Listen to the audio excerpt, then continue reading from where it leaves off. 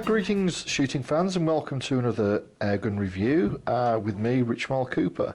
Today this is an airgun that I've been after for a little while, and it's a replica of the 92 F Beretta, although there are some differences to the actual pistol. This isn't an unboxing video because I've already filmed the shooting bit, but you know, you film these things out of sequence, don't you? So what do you get in the box? You get some flashy KWC stuff. Now it's worth noting that of all the pistols that I have purchased, they've either had ASG or Cybergun branding. This is the first time I've actually seen the KWC branding on packaging. Packaging is not quite as good as it has been on some of the other semi-automatic BB guns. This is just cardboard, certainly adequate. There is a glossy, I guess, brochure which has got a load of different models. There's a mixture in here of soft air, CO2 4.5mm BB, as mine is, and also spring guns, which I guess are airsoft as well. And some of them come in, you can like the, I think this is the new version of the Sig, is that the Sig? Looks very Sig-like. This is slightly different to the model I've got because this has got different sights on. Anyway, there's that. Then there is a quite good manual which tells you how to not shoot people in the face. And there's lots of it in Japanese, which is, or Korean, I guess, which is quite helpful if you speak that language, which I do not. I think you can pretty much work out a lot of things from these nice little icons on the brochure. 12 gram CO2 cartridge, 4.5mm steel BBs, etc, etc. Step-by-step guide on how to do everything, and somewhere, here it is, quite a good, I think, exploded diagram of the gun. I'm not going to take mine apart ever, but I just think that things like this are quite cool, and there's lists of spare parts that you can probably get if you're really patient and know the right people. Anyway, on to the really interesting stuff. There's the cat in the background again, being plagued by the dog. Here it is. So it's quite light. Just check this is, I know this isn't like the real steel, but still, you know, check inside, have a look. Nothing in the spout. The great thing about these is if you remove the mag, it doesn't matter how many times you pull the trigger. So here we have the rather recognisable shape of the Beretta 92F. This has been made famous in a number of films, notably Die Hard would be one. There are some minor cosmetic differences and functional differences. The safety catch on the actual Beretta is on the slide, it's built in up here, whereas this one seems to be built into the frame. That doesn't really kind of make much of a difference to me personally, but if you were absolutely after a perfect replica, then I think this is more like the Taurus copy of the 92F, and rather than the actual Beretta version. The finish is quite a nice matte black. Unlike some of the other pistols I've reviewed, there are very few markings. I've got the serial number here, just above a rail. That rail does actually accommodate standard rail interfaces like flashlights and lasers and stuff, but it just makes the pistol more heavy, and unless you want to show off, I guess, you could put something on there. You've got the KWC markings, which is Taiwan actually, not Korea or any of the other countries that I said before. And on the front it's just 177 cal. There are no markings on the barrel, or anywhere else. There is a KWC sort of branding on the grips.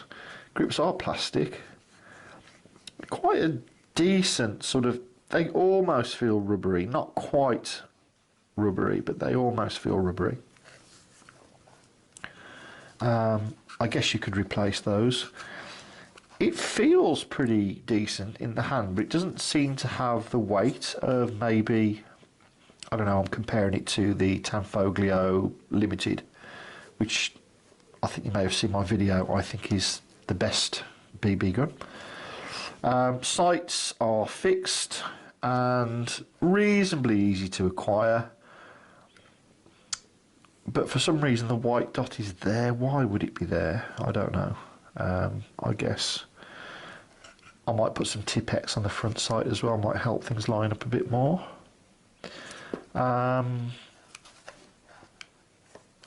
Slide release catch in the expected position, and we've got the takedown lever here. Just worth noting a few things about the safety catch. The safety catch will not fully engage while the pistol is uncocked, so I can operate it perfectly well. It will fully engage if the hammer is cocked back, and it seems to completely disengage trigger, so there's no way that that can be fired when the safety is fully engaged, and it does have a positive click unlike some of the other pistols. Now it does say on the box that this is semi and full auto. Now obviously you can't have full auto BB guns, steel BB guns in the UK. It would be an illegal modification. I would not suggest messing around with the insides to see if you can make that work. The full auto position would be like fully down. I've actually noticed that if you, in some situations, that actually acts as a safety, but this is weird. This is like what I think is a glitch in the matrix. This left hand, no trigger pull, right hand, trigger pull, left hand, no trigger pull, right hand, trigger pull. Glitch in the matrix? No. It's just that when you left hand it, you just seem to have a little bit of left hand pressure on the trigger, which seems to make it disengage. So to be absolutely sure, and I've said this before and I'll say it again, that's my safety. If I don't want the gun to go off, I don't put that near the trigger. Really, I think on these kind of pistols, you can't, because if you can't rely on a safety catch 100%, don't use it ever and assume that the gun is always ready to fire. Okay, so takedown lever is the little button here. Press forward, click down, slide off. There's all your gubbins in there. I've said this before, I'll say it again, I'm not going to take it apart because I don't want to lose the bits. To reassemble, slide onto the lower receiver, push back slightly, push up the lever, job done. Okay, so that pretty much sums up that aspect of it. So moving on to the magazine. Mostly full metal magazine, resembles the Sig P226 mag, although it's a bit slimmer and the mags are sadly not interchangeable, so I'm going to have to at some point get some more of these. I think they retail for around about £29.95 Great British pounds. CO2 cartridge inside, receiver. I think you can load up to about 17 BBs, but I never really load more than about 10 or 11. Pretty standard stuff. It has kind of an extension at the bottom, which if you're holding the pistol thus, your little finger does kind of feel like it's about to slip off the bottom of the grip, so having that magazine in does kind of make it a bit more comfortable to hold, feels a bit more chunky. Magazine release catch is in the usual place, and the magazine will just drop out. Now, one of the things I did notice while I've been using this pistol is that when you insert the mag,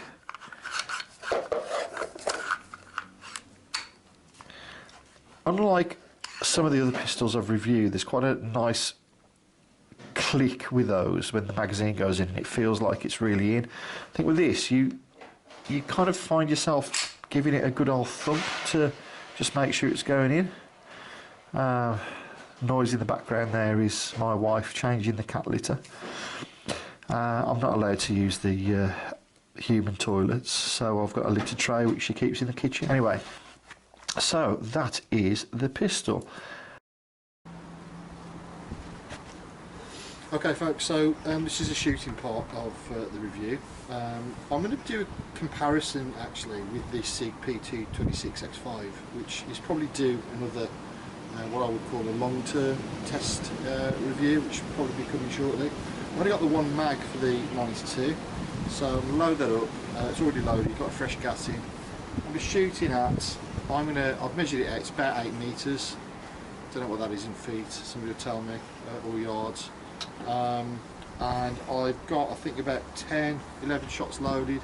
I'm going to take fairly careful aim at the target, and we're just going to have a look at some groupings, etc.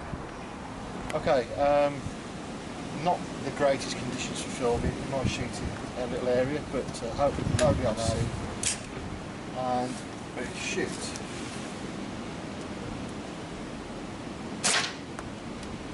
Missed.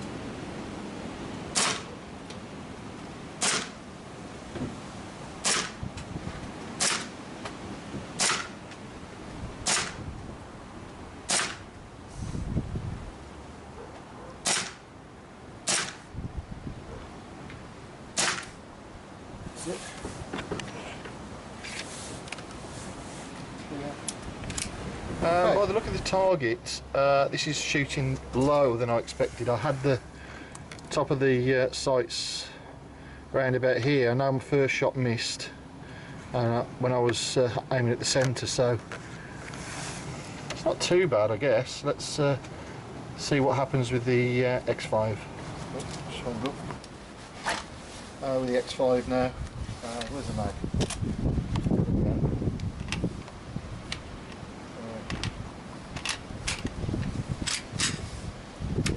And same again.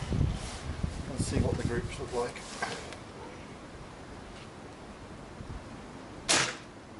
Oh, malfunction.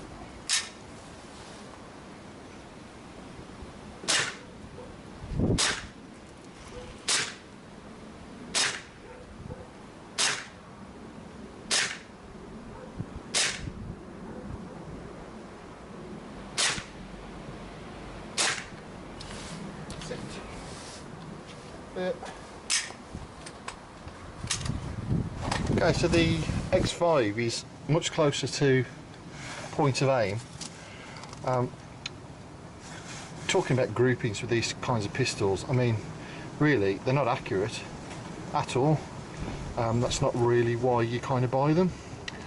But grouping size, I'd say, are similar. I'd say, if anything, the X5 is a little bit better, although this kind of goes more for where you're aiming, whereas the other one shoots a little bit low. Major pain in the butt with this magazine is you have to load the BBs individually from the top. I suppose that's like you would have to do with a real pistol with real bullets, but with a BB gun it's a bit tedious, to be perfectly honest with you. The X5 is a much better system where the BBs feed into a hole that's just kind of down here. So I think what I might do is I might just drill a little hole just to widen it enough for a BB to get in, so it makes the loading process a bit easier. Okay, I think there's about 9 or 10 in there. I'm going to have some offhand shooting now.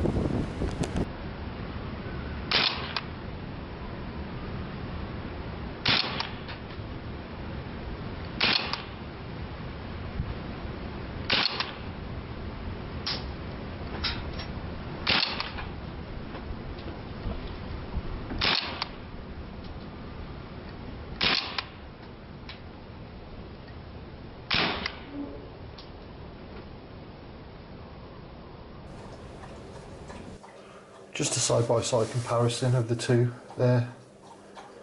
226 is better, feels better to shoot than the 92, although I'd say accuracy wise pretty hard to tell the difference. We just had to eject the dog from the lounge because he was just incessantly barking. It's a squirrel he thinks he can see up the tree. Yeah, I think that they may have just missed a trick to make this just a bit kind of tighter and a little bit more, I don't know what I'm trying to say here, so I'm probably going to edit this bit out. So overall then, looking at this, there's a few things that I really like about this pistol. I really like that it is a good heavyweight full metal replica of the, you know, at least the Taurus 92F. I like the fact that it's got the full blowback, full metal dropout magazine. I think you may have heard me say these sorts of things before. It operates pretty much like the real pistol would. But it just doesn't feel quite as nice in the hand as the Blackwater 1911 R2, which I reviewed. It doesn't have the crisp blowback and the trigger of the Tanfoglio Limited.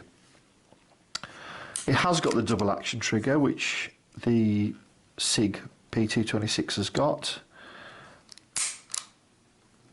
And it's not a terrible trigger, but the whole thing just sounds a bit toy gunny when you pull the trigger, unlike some of the other BB guns that are out there at the moment. There's not too much rattle. What would I compare it to? So looking at this back to back with the X5, it's slimmer.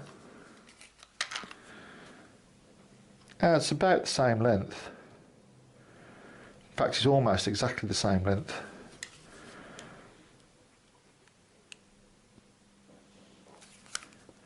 Weight-wise, I'd say that the X5 just feels a bit heavier. With the mag in.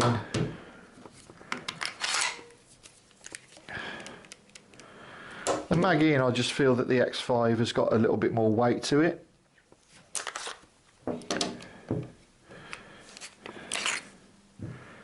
I'd say that the quality of the materials between the two pistols is probably about the same. Obviously I've had the X5 for ages and it's got some wear and tear on it, and I have kind of polished up the barrel to kind of make it look a little bit kind of more realistic, I suppose. Managed to get some paint on it as well. Very similar in terms of operation and controls. Which one would I recommend that you buy if you didn't have either of these? Personally, and this may be because I've had it the longest and I'm kind of fond of it, the X5. But it really depends on, you know, do you like the Beretta style pistol more than you like the Sig style pistol? I'd say that in terms of pointing at something and hitting it first time, the Sig seems to kind of point at your point of aim. The Beretta's a little bit low. Would I say that the sights are slightly better on the Sig? I think the new version of it, which has got fully adjustable sights, I'd say yes. Both got ambi controls for the safety. Safety on the X5 actually always works all the time. I'm going to guess you guys decide really, which one do you like the best. This is definitely a welcome part of my collection now. I look forward to getting some extra mags for it and doing a more extensive kind of long-term test in the future.